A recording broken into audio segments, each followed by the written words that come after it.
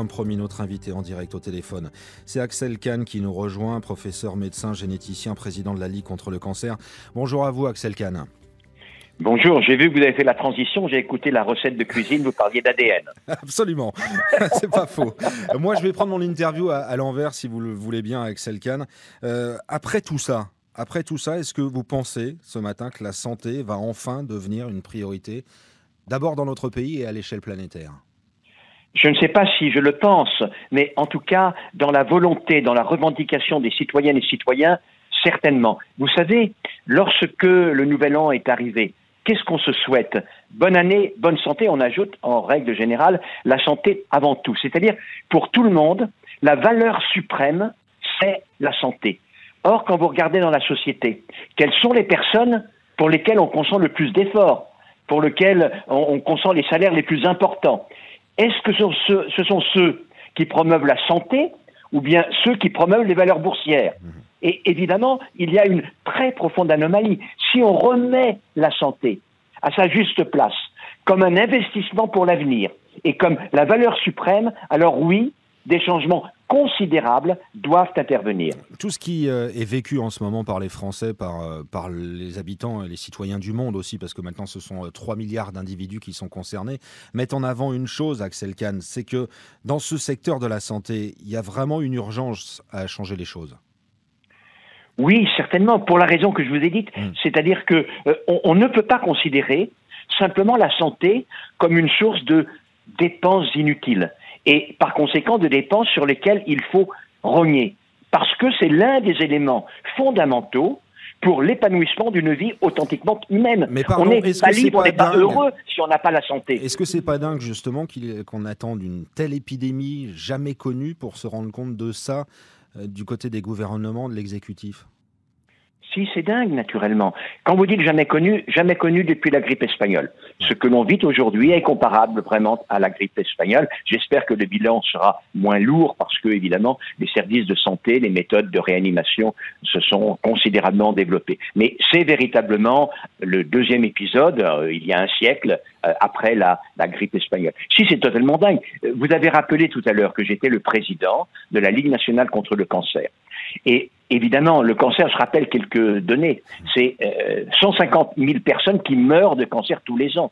Mais ça, en 1999, en 2019, en 2020, en 2021, c'est-à-dire que le Covid, c'est tout à fait terrible, mais nous, on est confrontés à une maladie qui, tous les ans, tue encore beaucoup plus. Et nous savons, et notre combat, c'est de dire, essayez d'éviter qu'une personne sur deux ne soit atteinte de cancer, essayez de prévenir, il n'y a pas de combat plus important. Et quand ces personnes sont menacées par cette pneumopathie virale à Covid-19, alors là, elles sont encore plus déstabilisées que tout le monde. Et en effet, l'élément fondamental de la santé, on ne peut pas entreprendre et envisager une vie radieuse, lumineuse, sans que l'espérance d'une santé aussi bonne que possible soit un élément décisif. Axel Kahn, président de la Ligue contre le cancer, justement, ce Covid-19, est-ce qu'il n'est pas en train de plonger un peu dans l'ombre toutes les autres maladies et tous les autres malades?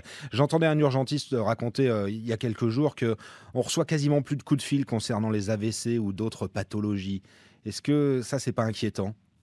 Oui, c'est vrai. Et pour ce qui est de toutes les personnes qui sont atteintes de cancer, la situation est très très difficile. J'ai eu l'occasion de dire qu'elles avaient à faire face à la triple peine. D'une part, l'inquiétude du Covid-19, comme tout le monde.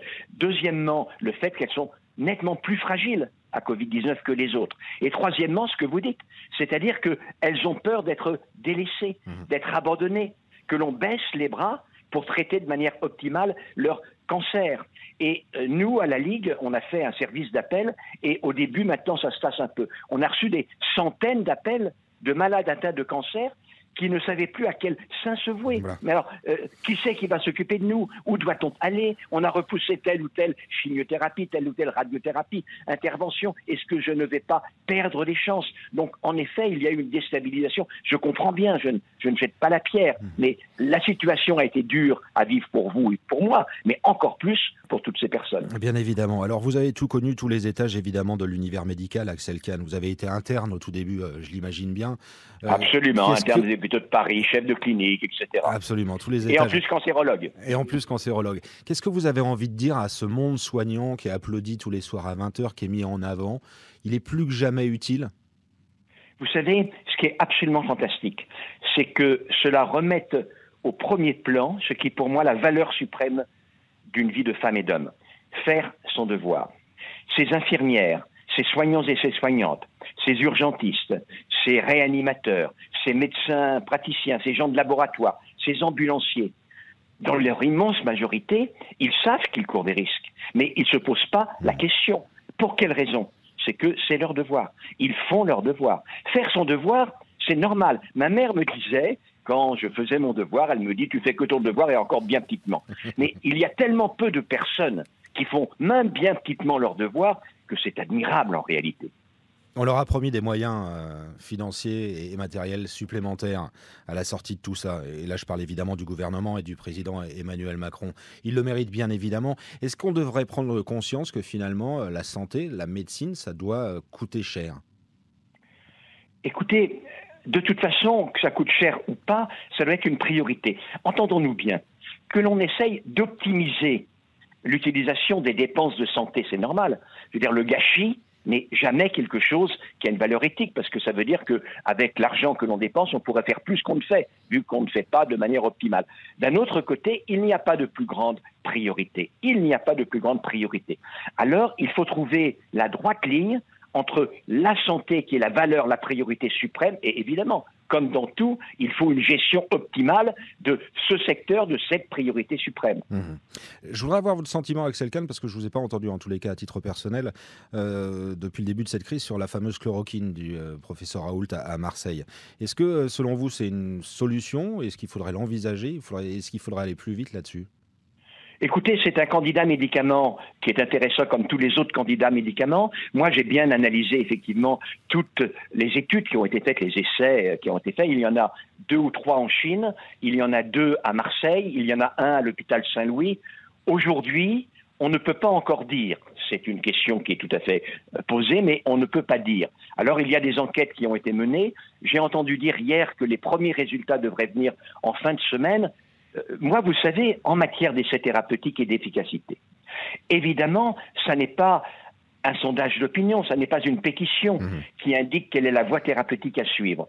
C'est le résultat d'un essai. Donc, j'espère en effet que ce candidat médicament, la chloroquine, sera utile. Et si elle est utile, alors il faudra l'utiliser. Mais j'attends les résultats des essais. Ça veut dire que vous attendez, mais si vous étiez touché, vous ou un très très proche, par ce Covid-19, est-ce que vous... Moi, j'ai répondu... Non, moi j'ai répondu. Honnêtement, chaque médecin dans sa prescription, il fait ce qu'il veut. Moi, je suis médecin, et si j'étais médecin pour moi-même, personnellement, compte tenu des renseignements que j'ai, je n'en prendrais pas, mais c'est personnel. C'est personnel. Axel Kahn, je vais vous proposer de prendre un café, de patienter un petit peu. On va vous retrouver avec bonheur. Et merci d'être là ce matin sur RTL à 9h15 avec d'autres invités pour prolonger ce débat sur le confinement en particulier, puisque c'est la priorité de notre dimanche.